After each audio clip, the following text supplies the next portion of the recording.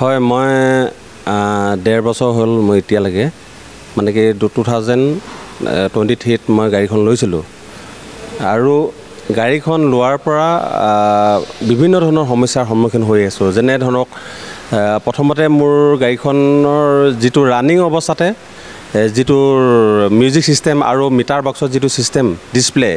totally blank হৈ যায় এটা ৰিসেন্টলি মই গুৱাহাটীলৈ গৈছিলোঁ গুৱাহাটী যাওঁতে কাজিৰঙা হেডখতে মানে টোটালি ব্লেংক হৈ গ'ল ব্লেংক হৈ যোৱাৰ কাৰণে আমি আকৌ বন্ধ কৰি দিওঁ আকৌ চলাওঁ এনেকুৱা ধৰণৰ চলি প্ৰব্লেম ফেচ হৈ আছে তাৰ পিছত আকৌ গাড়ীখনৰ চেক ইঞ্জিন সিস্টেম বুলি মানে ইণ্ডিকেটৰ দেখাই দিলে হেতু আকৌ ভাল কৰিব আহিলোঁ হেতু মানে কি বুলি কয় ভাল হোৱা নাই ৰিসেন্টলি আজি 10 দিনৰ আগতে আহিছিলোঁ হেতু এতিয়া কি বুলি আকৌ দেখাই আছে আকৌ কালি কি হ'ল চেক ইঞ্জিন সিস্টেম দেখাই আছে আকৌ এফালে ইঞ্জিন ইণ্ডিকেটৰ দেখাই আছে আৰু অটোমেটিকলি গাড়ীখনৰ মানে 50 স্পীডলৈ কমি আহিলে আৰু তাৰ পৰা আৰু স্পীড আৰু বঢ়াব নোৱাৰো 50 স্পীডলৈকে আহি গ'ল আৰু দ্বিতীয় কথাটো হ'ল সফটৱেৰ আপডেট কৰিবলৈ কয় যে BS6ৰ গাড়ী সফটৱেৰ আপডেট কৰিবলৈ কয় মোৰ গাড়ীখন সফটৱেৰ আপডেট কৰিবলৈ কাৰণে এসপ্তাহ 10 দিন মানে ৱৰ্কশ্বপে লয় এসপ্তাহ 10 দিন লাগে যে সফটৱেৰ আপডেট কৰিবৰ কাৰণে যদি আমি কাস্টমাৰ হিচাপে যদি এনেকা ধৰণৰ প্ৰব্লেম ফেচ হৈ থাকিবলগীয়া হয় তেনেহলে আমি এনেকুৱা ধৰণৰ এখন লাক্সাৰিয়াছ গাড়ী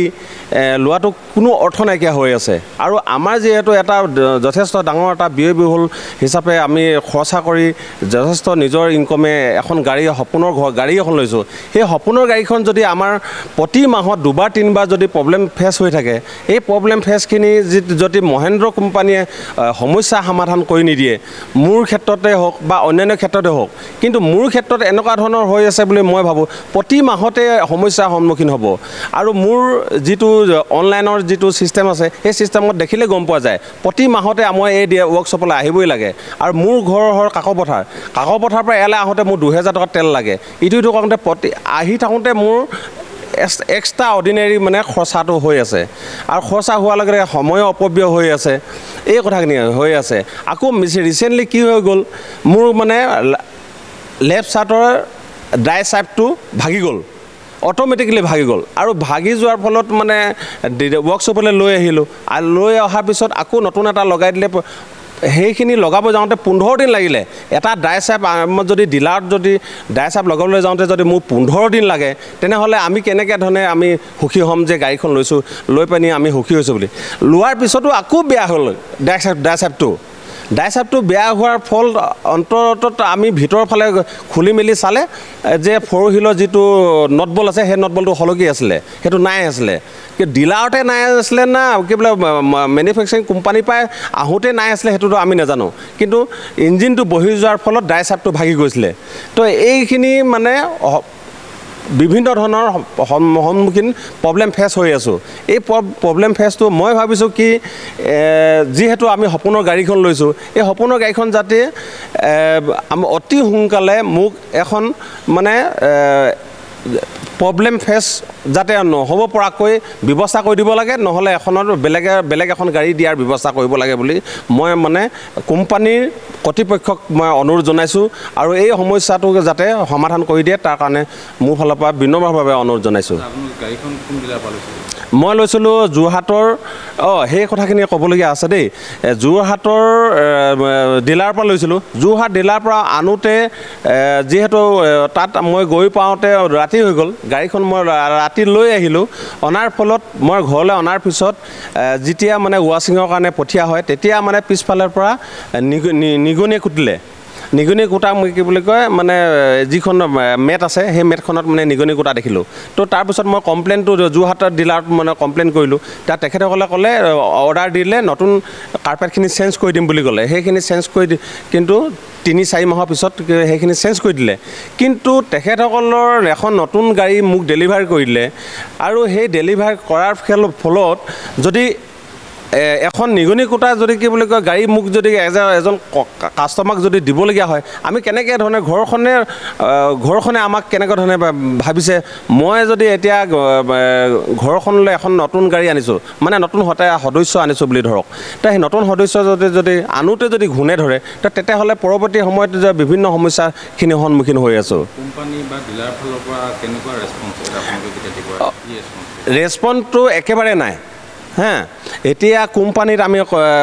কমপ্লেইন দিলোঁ তেখেতসকলে তেজপুৰৰ ডিলাৰলৈ কণ্টেক্ট কৰিব কয় হা মোৰ নিচেই নিকটৱৰ্তী ডিলাৰ হ'ল তিনিচুকীয়ালৈ অনাৰ ফলত তেখেতসকলে আমাৰ যিজন মেইন মেনেজাৰ যিজন পাঞ্জাবী হয় মুছিং বুলি লিখে তেখেতৰ বিহেভিয়াৰ কিন্তু ভাল নহয় কাৰণ কেলে তেখেতে কাষ্টমাৰৰ লগত কেনেকৈ ব্যৱহাৰ কৰিব লাগে কেনেকৈ ধৰণে কমিউনিকেশ্যন কৰিব লাগে মানুহৰ লগত কেনেকৈ ধৰণে অসুবিধাখিনি ছল্ভ কৰিব পৰাকৈ কি পন্থাৰে গ'লে ভাল হ'ব সেই কথাখিনি কিন্তু সেই যিজন মেনেজাৰ সেই মেনেজাৰজনে কি বুলি কয় সেইখিনি কমিউনিকেট কৰা নাই কাৰণ কেলে মই যথেষ্ট আজি এই বছৰটোত